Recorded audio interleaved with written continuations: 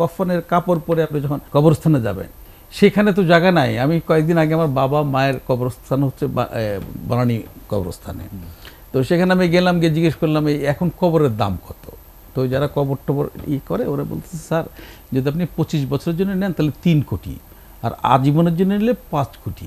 অর্থাৎ এখানে একটা কবরস্থান, সেখানে 3 কোটি আর 5 কোটি আপনারা রেট করলেন, তাহলে ওখানে এত ভালো মানুষ ওখানে কারা যাবে আমি জানি না। ওখানে ওই কবরস্থানে এই আমাদের বাইতুল মোকাররমের খতিব সাহেব যেতে পারবেন কিনা, তো যাওয়ার সুযোগ নাই, কারণ এই 5 কোটি আর 3 কোটি দিয়ে আপনি যাবেন কিভাবে। এরকম একটি দেশ কিন্তু আসলে যেটা শহীদ ভাই বললেন, এরকম একটি দেশের জন্য বঙ্গবন্ধু বলেন নাই বা বঙ্গবন্ধু চেষ্টা সারা জীবন উনি কষ্ট করেছেন দেশের মানুষের ভালোর জন্য, দুর্নীতি যাতে দেশটাতে না হয়। এই দেশে দুর্নীতির একটা মোটামুটি একটা মহোৎসব চলছে এখন। এমন আমি আবারও বলি, এমন কোনো জায়গা নাই আমি দেখি না, একমাত্র মসজিদে গেলে এখন পয়সা কেউ চায় না। হ্যাঁ, যদি দান বাক্স থাকে ইচ্ছালে দিলেন, নাইলে না দিলেন। এবং মোহাম্মদ হেলালুদ্দিন, যেটি আবুল শহীদ খান বলছিলেন যে হয়তো আরও আছে, আপনি কি মনে করেন যে মতুর বা বেনজির এটি আসলে ক্ষুদ্র একটি অংশ, হয়তো দুর্নীতি আরও সর্বগ্রাসী, এর বিস্তার হয়তো আরও অনেক বেশি? ধন্যবাদ জাহিদ ভাই। এখানে মহোদরন মান্না ভাই আছেন, জাতীয় নেতা, আমাদের আবু আলম শহীদ ভাই আছেন, সর্বোচ্চ আমরা দায়িত্বে পালন করেছেন। ওনাদের সামনে আমাদের কথা বলা খুব কঠিন। তারপরে একদম বাস্তব কথাগুলো বলি আপনাকে। একেবারে যখন জন্ম নেবেন, জন্ম সনদ দিতে যাবেন, তখন আপনাকে লেনদেন করতে হবে, এবং সেখান থেকে আপনি লেখাপড়া শেষ করে চাকরিতে যাবেন, স্কুলে ভর্তিতে যাবেন, সেখানেও লেনদেন করতে হবে। এগুলো ইতিহাস কিন্তু, এবং আমাদের বড় বড় সাহেবরা, যাদেরকে সাংসদ বলি, তারাই কিন্তু এগুলো করেন আর কি। এরপরে কলেজটা শেষ করে আপনি চাকরির জন্য যাবেন, তারপর ওখানে আপনাকে ঘুষ দিয়ে চাকরি দিতে হবে। রিটায়ারমেন্টের পরে আপনি যখন টাকা তুলতে যাবেন তখন সেখানে ঘুষ দেবেন, এবং সর্বশেষ যখন আপনি একদম কফনের কাপড় পরে আপনি যখন ইয়েতে যাবেন, কবরস্থানে যাবেন, সেখানে তো জায়গা নাই। আমি কয়েকদিন আগে আমার বাবা মায়ের কবরস্থান হচ্ছে বনানী কবরস্থানে, তো সেখানে আমি গেলাম, গিয়ে জিজ্ঞেস করলাম এই এখন কবরের দাম কত। তো যারা কবর টবর করে ওরা বলতেছে স্যার যদি আপনি 25 বছরের জন্য নেন তাহলে 3 কোটি, আর আজীবনের জন্য নিলে 5 কোটি। অর্থাৎ এখানে একটা কবরস্থান, সেখানে 3 কোটি আর 5 কোটি আপনারা রেট করলেন, তাহলে ওখানে এত ভালো মানুষ ওখানে কারা যাবে আমি জানি না। ওখানে ওই কবরস্থানে এই আমাদের বাইতুল মোকাররমের খতিব সাহেব যেতে পারবেন কিনা, তো যাওয়ার সুযোগ নাই, কারণ এই 5 কোটি আর 3 কোটি দিয়ে আপনি যাবেন কিভাবে।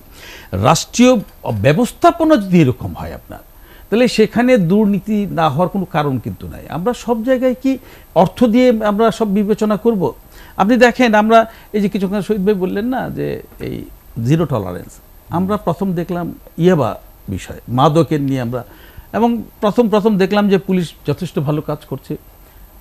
আমি এরপরে দেখলাম আমার ড্রাইভারকে নিয়ে যাওয়ার পরে কি ওর পকেটে ইয়াবা পাওয়া গেছে, কিছুই না, তারপর একটা লেনদেন করে তাকে আনতে হয়েছে।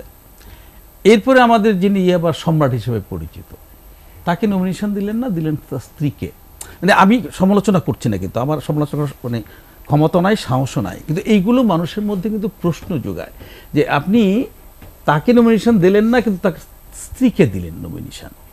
তো এরকম একটা পরিস্থিতি যদি হয়, আপনি এখানে আপনার এই যে এখন যে ছাগলকাণ্ড শুরু হয়েছে, এগুলো কিন্তু আমরা বলছি না, এখন সমস্ত মিডিয়াগুলো বলছে, আমাদের দুদক বলছে, বিভিন্ন সংস্থাগুলো বলছে যে হ্যাঁ ওনারা এই কাজগুলো করেছেন। মানে যে কথাগুলো বললেন যে এত বড় বিশাল অট্টালিকা, এগুলো কিন্তু গ্রামের মানুষ সব জানে। মানে আপনি এমন কোনো জায়গা নাই যেখানে জিজ্ঞেস করলে মানুষ বলবে না যে এরা এগুলো করে। এগুলো শুধু আমি জানি না যারা রাষ্ট্র ব্যবস্থার সঙ্গে যুক্ত, যারা রাষ্ট্র চালান, তারা বিষয়গুলো জানেন কিনা, এবং জানলে তার প্রতিকারগুলো এখন যেভাবে আসছে, যত খারাপভাবে আমাদের কাছে আসছে, এবং এটা সারা দেশের মানুষের কাছে কিন্তু এগুলো এখন বেনজির সাহেবের কথা বলেন, সাবেক সেনাপ্রধানের কথা বলেন, অথবা আমাদের মতিউর রহমানের কথা বলেন, আজকে আবার আরেকজন বেরিয়েছে, গতকালকে আরও 2 জন ছিল। এরকম একটা পরিস্থিতি সারা বাংলাদেশে বিরাজ করছে। আপনি এমন কোনো জায়গা নাই যেখানে গিয়ে আপনি স্বস্তিতে আপনি ফিরে আসতে পারবেন। বলা হলো যে ভূমিতে নতুন সংস্কার করা হচ্ছে, এবার জমি যার, দলিল যার, জমি তার। আমরা শুনে একটু খুব খুশি হলাম। কি করতে হবে এখন? অনলাইনে আপনাকে এইগুলো করতে হবে, খাজনা খারিজ ব্যবস্থা করতে হবে। এখন কোথাও 3 লাখ, 4 লাখ, 5 লাখ, 2 লাখ, 1 লাখের নিচে এটা করা যাচ্ছে না। মানে আপনি যখনই যে নিয়ম করছেন সেখান থেকে বেরোতে পারছেন না। সরকার এত বড় সিদ্ধান্ত নিল যে না, আমরা এই ভূমি নিয়ে আমরা একটা সংস্কার পদ্ধতি করি, যাতে করে মানুষ ভূমি নিয়ে কষ্ট না পায়। বাংলাদেশে 80% মামলা দেখবেন ভূমি নিয়ে হয়। সেখানে নতুন মামলা একটা এসছে, সেখানে কি হলো, এখন আপনাকে টাকা ছাড়া আপনি সেখানে কিছুই করতে পারবেন না।